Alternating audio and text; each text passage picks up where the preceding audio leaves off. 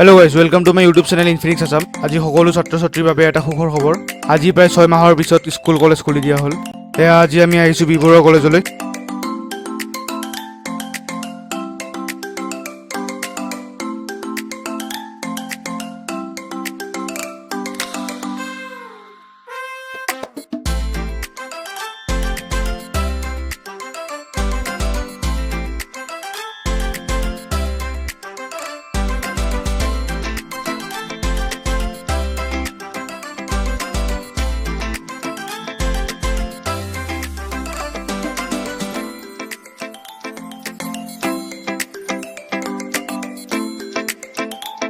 সকলো ছাত্ৰ ছাত্ৰী কলেজলৈ আহিলে মাস্ক পৰিধান কৰি আহিব লাগিব আৰু অসম চৰকাৰে জাৰি কৰা সকলো নিয়মবোৰ যাতে মানি চলে।